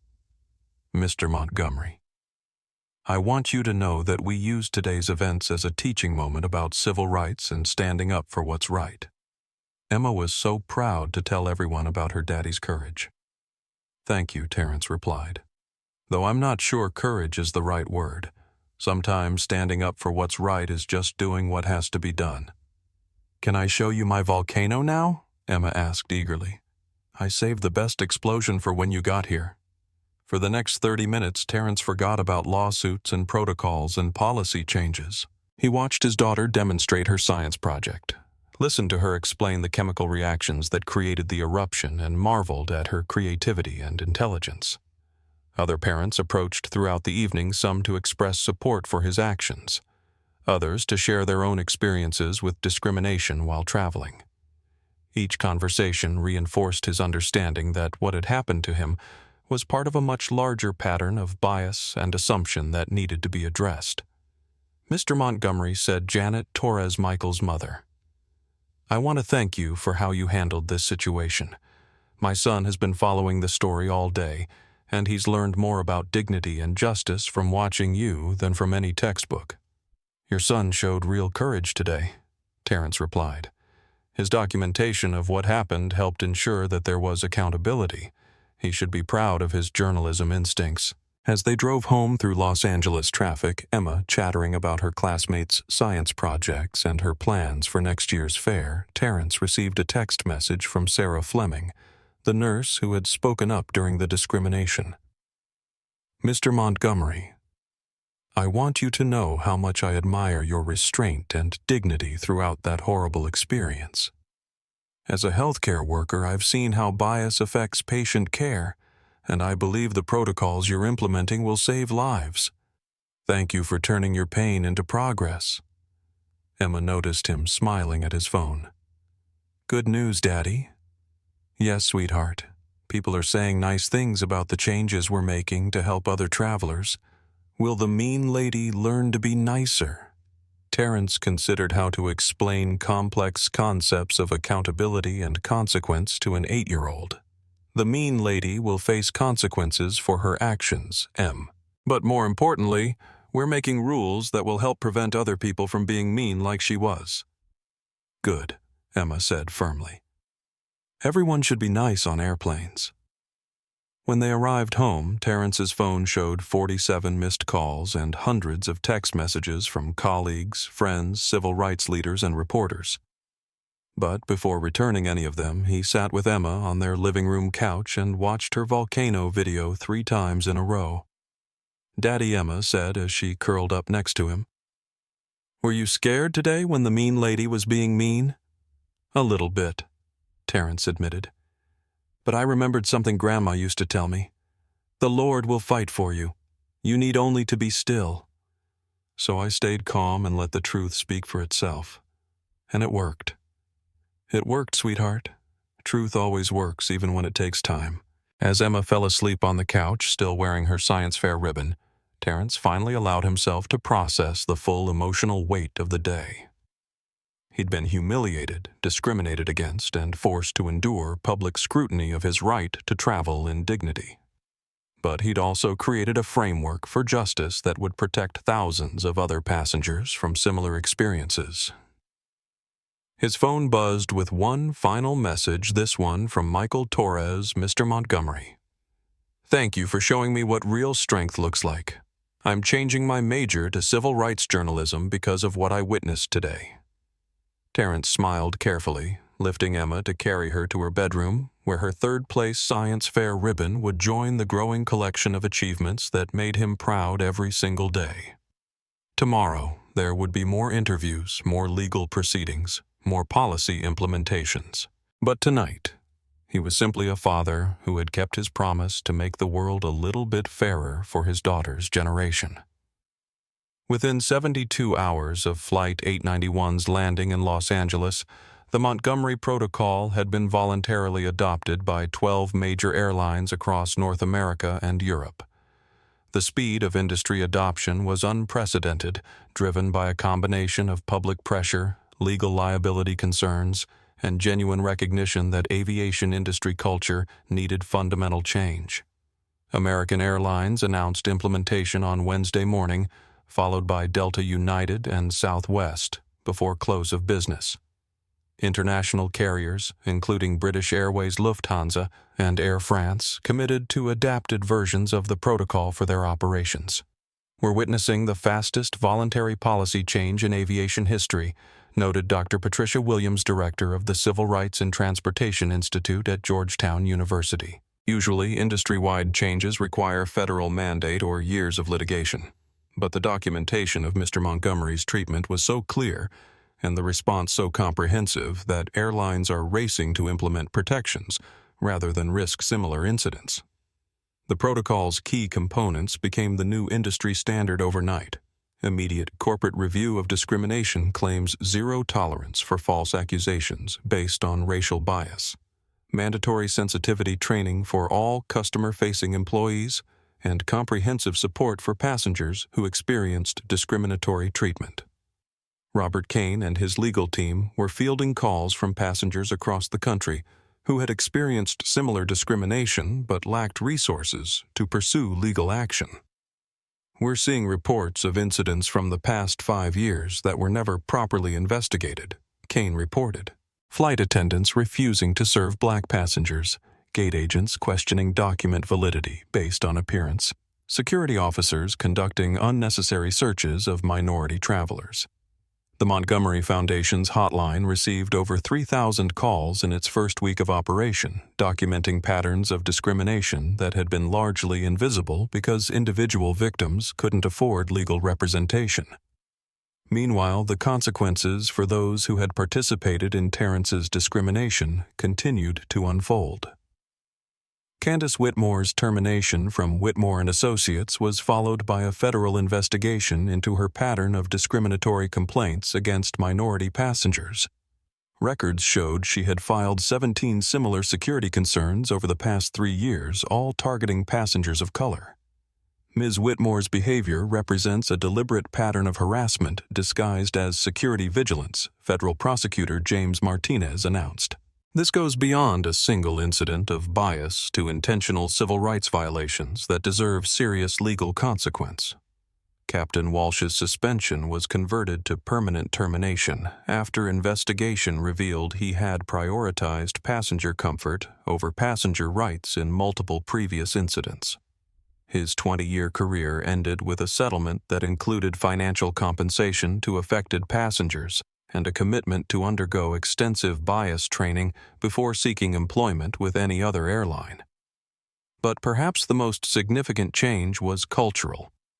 Airport terminals across the country began displaying signs about passenger dignity and anti-discrimination policies. Gate agents received training on recognizing and interrupting bias-based complaints.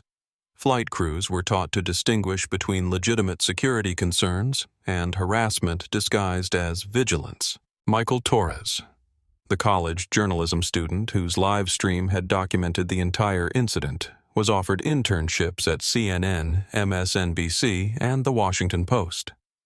His coverage of the discrimination and its aftermath had been viewed over 2 million times and was being used in journalism schools as an example of citizen reporting that created social change. What Michael did, explained Professor Janet Davis at UCLA's journalism school, was provide real-time documentation that made denial impossible. When institutions know they're being watched, they behave differently. When bad behavior is immediately broadcast to thousands of viewers, consequences become inevitable. Sarah Fleming. The nurse who had spoken up during the incident was invited to join the Montgomery Foundation's advisory board, helping to develop protocols for bystander intervention in discrimination situations. Most people want to do the right thing, she explained. They just need frameworks for how to safely and effectively interrupt bias when they witness it. The ripple effects extended beyond aviation into other industries. Hotels, restaurants, retail establishments, and entertainment venues began reviewing their own policies for handling discrimination complaints and false accusations based on racial bias. Corporate America was learning that in an age of smartphones and social media, discriminatory behavior could be documented, shared, and prosecuted in real time. The old assumption that individual victims wouldn't have resources to fight back was no longer valid when incidents could go viral within hours and attract legal representation from civil rights organizations. The Montgomery case changed the calculation, observed corporate attorney Lisa Parker. Companies can no longer assume that discrimination will be handled quietly through internal processes. They have to assume that every incident will be recorded, shared, and potentially become a federal case. 6 months after Flight 891, Terrence Montgomery testified before a congressional committee on transportation equity, recommending federal adoption of the Montgomery Protocol across all forms of public transportation.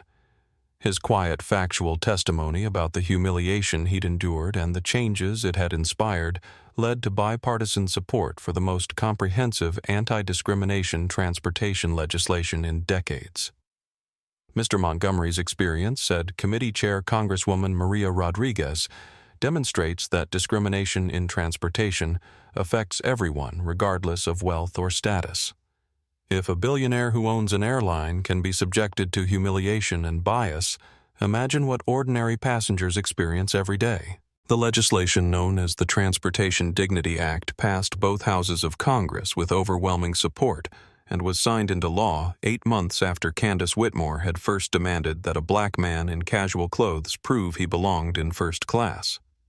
Sometimes the most important changes begin with a single person's decision to endure injustice long enough to document it completely, ensuring that the truth becomes undeniable and the consequences become inevitable.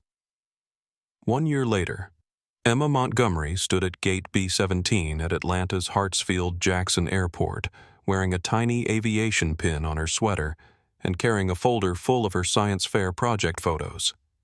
She was 9 years old now, taller, more confident, and completely unaware that the gate where she stood with her father had become a landmark in civil rights history. "Daddy, why do people keep taking pictures of this gate?" she asked, noticing the steady stream of travelers who paused to photograph the plaque that had been installed 6 months earlier. This gate commemorates Flight 891, where the Montgomery Protocol began ensuring dignity in travel for all passengers. Because sometimes important changes start in ordinary places, Terrence replied, watching Elite Airways ground crews prepare aircraft with visible diversity training certifications on their uniforms. This is where we learned that standing up for what's right can change how everyone is treated. They were traveling to Washington, D.C., where Emma would present her volcano project to the Smithsonian's Young Scientists program, an opportunity that had emerged from the media attention surrounding her father's discrimination case. What had begun as a disappointing missed science fair had evolved into national recognition for her creativity and scientific thinking. "Mr. Montgomery," a familiar voice called across the gate area. Michael Torres, now a sophomore at UCLA with a full scholarship from the Montgomery Foundation, approached with a camera crew from CNN, where he was completing a summer internship. Michael Terrence smiled, shaking hands with the young man whose live stream had changed everything. "How's the journalism program?" "Incredible, sir. And I wanted you to know that the documentary about Flight 891 premiered last night. It's already being used in civil rights courses at 12 universities." Emma looked up at the college student with curiosity. "Are you the one who took the video that helped my daddy?" "Yes, I am," Michael replied, kneeling down to her level. "Your daddy taught me that sometimes the most important thing you can do is document the truth, even when it's uncomfortable to watch. He taught me that quiet voices are stronger than loud voices," Emma said proudly. As they boarded the aircraft, Emma noticed immediately that something was different from airlines she remembered from before her father's incident. The flight attendants greeted every passenger individually, making eye contact using names when possible. Gate agents wore pins indicating completion of bias recognition training. Security personnel operated under protocols that required documentation and review for any passenger search. Most significantly, Seat 3A on every Elite Airways aircraft now carried a small placard reserved for Montgomery Protocol beneficiary. Dignity in Travel for All. Today's beneficiary was Marcus Williams, a 17-year-old from inner-city Detroit who was flying to MIT for an engineering scholarship interview. He sat in first class wearing his best clothes, still slightly overwhelmed by the experience, but carried forward by the knowledge that his presence was intended and welcome. "Mr. Williams," Terrence said, introducing himself as they settled into adjacent seats. "How are you feeling about your MIT interview?" "Nervous but excited, sir. I never imagined I'd get this opportunity. The Montgomery Foundation scholarship changed everything for my family." Emma leaned across the aisle. "My daddy says MIT is where smart people go to make things that help the world." "Are you going to make things that help the world?" Marcus grinned. "I hope so. I want to design infrastructure for communities that have been overlooked. Clean water systems, efficient energy grids, things that make life better for people who haven't had access to good technology." As the aircraft prepared for takeoff, Captain Rodriguez made an announcement that had become standard on Elite Airways flights. "Ladies and gentlemen, Elite Airways is proud to maintain the Montgomery Protocol, ensuring every passenger is treated with dignity and respect. We thank you for flying with an airline committed to equality and justice." Emma looked out the window as Atlanta disappeared below them, then turned to her father. "Daddy, do you think the mean lady from that day ever learned to be nicer?" Terrence considered the question carefully. Candace Whitmore had served 6 months in federal prison for civil rights violations and was now working for minimum wage at a nonprofit organization focused on racial reconciliation. Her social media presence had been permanently destroyed. Her career in aviation consulting permanently ended. "I think she's learning, sweetheart. Sometimes people have to face consequences before they understand why their actions were wrong." "But you're not mad at her anymore." "No, Em. Being mad doesn't change anything. Working to make sure other people don't get treated the way she treated me, that changes everything." As Flight 891's anniversary approached, Terrence Montgomery found himself reflecting on how a 3-hour flight delay had transformed not just airline industry policies, but his understanding of how change actually happens in America. The incident that began with humiliation had become a case study in justice taught in law schools, business schools, and civil rights programs across the country. Mr. Montgomery asked Dr. Sarah Chen during a Harvard Business School lecture via video conference, "What would you tell other leaders about turning personal adversity into institutional change?" Terrence paused, thinking about Emma's volcano project and how small reactions could create powerful explosions when conditions were right. "I think the key insight is that individual injustice often reveals broader patterns that need to be addressed.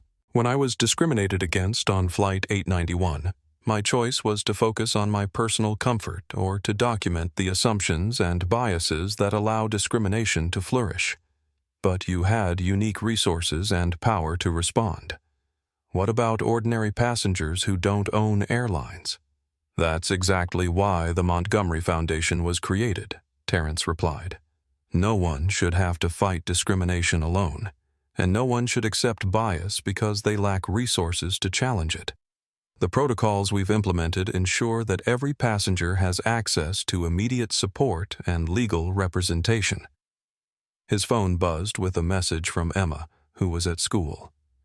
Daddy, my teacher said to ask you, what's the most important thing kids should know about standing up for what's right?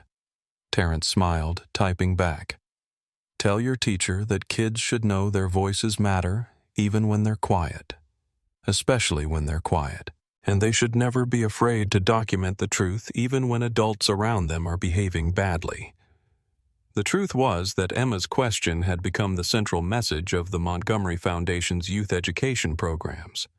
Children who witnessed discrimination were being taught that their phones could be instruments of justice, that their willingness to record and report bias could protect other people from humiliation.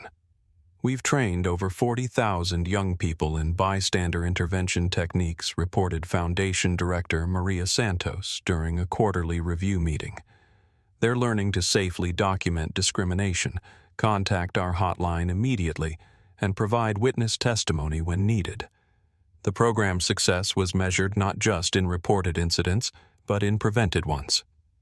Airlines, hotels, restaurants, and retail establishments had dramatically reduced discriminatory behavior because they knew young customers were trained to recognize and document bias. The most interesting development, noted Dr. Patricia Williams from Georgetown, is how the threat of immediate documentation has changed institutional behavior proactively. Companies are training employees better because they know bad behavior will be recorded and shared within hours. Perhaps more importantly, the cultural conversation about discrimination had shifted. The old assumption that bias was subtle, hard to prove, or limited to extreme cases had been replaced by understanding that discrimination was often blatant, easily documented, and surprisingly common. Michael Torres's original live stream had been viewed over 10 million times and translated into 12 languages. It was used in high schools to teach about civil rights documentation in corporate training, to illustrate unconscious bias, and in law schools to demonstrate how digital evidence could accelerate justice. What Mr. Montgomery did, explained Professor Janet Davis in her journalism ethics course, was choose documentation over immediate relief. He endured humiliation to create evidence that would protect other people from similar treatment. That choice transformed individual suffering into collective progress. But the most powerful testimonial came from an unexpected source, Tyler Barnes, the teenage boy who had been the first Montgomery Protocol beneficiary to fly in Seat 3A. Now a freshman at Howard University studying aerospace engineering, he'd written an essay for the Montgomery Foundation newsletter Before Flight 891. I didn't believe people like me belonged in first class even when we could afford it. Mr. Montgomery's dignity under pressure didn't just change airline policies. It changed my understanding of what I deserve and what I can expect from the world. Sometimes one person's refusal to accept injustice quietly can reshape an entire generation's sense of possibility. The essay had been shared over 100,000 times because it captured something essential about how individual courage creates collective change.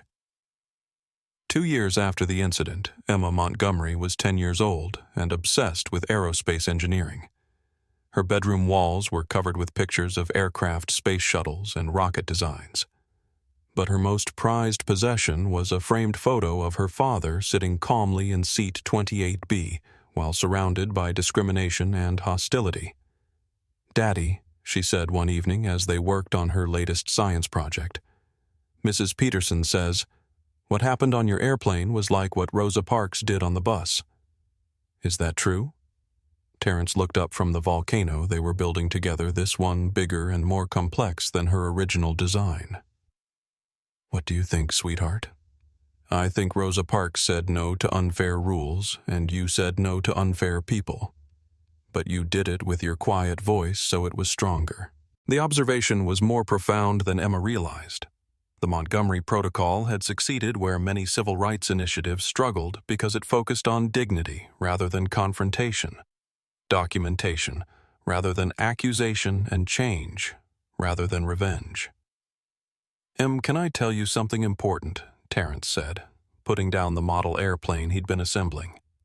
"What happened on that flight taught me that the most powerful thing you can do when people treat you badly is to stay exactly who you are. Don't get loud, don't get mean. Just stay true to yourself and let truth speak. Is that why you didn't yell at the mean lady? That's exactly why. Yelling would have made me look like the problem. Staying calm made it clear that she was the problem." As they worked on Emma's project, Terrence's phone lit up with messages from passengers across the country who were flying without fear of discrimination for the first time in their lives. Hispanic families traveling to reunions without being questioned about their documentation. Black business travelers sitting in first class without being asked to prove they belonged there. Muslim passengers moving through security without being subjected to additional scrutiny based on their appearance. Each message was a reminder that personal pain could become collective progress when channeled through patience, documentation, and commitment to change. Daddy Emma said carefully mixing chemicals for her volcano's eruption. "When I grow up, I want to be a pilot for Elite Airways. Because of the planes. Because of the rules. I want to work for a company that protects people's dignity." Terrence watched his daughter's volcano explode in a perfect demonstration of controlled chemical reactions and realized that sometimes the most powerful eruptions began with the quietest preparations. Emma's generation would grow up in a world where discrimination on airplanes was not just illegal, but unthinkable. That night, as Emma slept with her pilot wings pinned to her pajamas, Terrence received one final message. "Mr. Montgomery, this is Candace Whitmore. I will spend the rest of my life trying to undo the harm I caused. Thank you for showing me what dignity looks like." He didn't respond. Some lessons had to be learned in silence, and some changes had to be lived rather than discussed.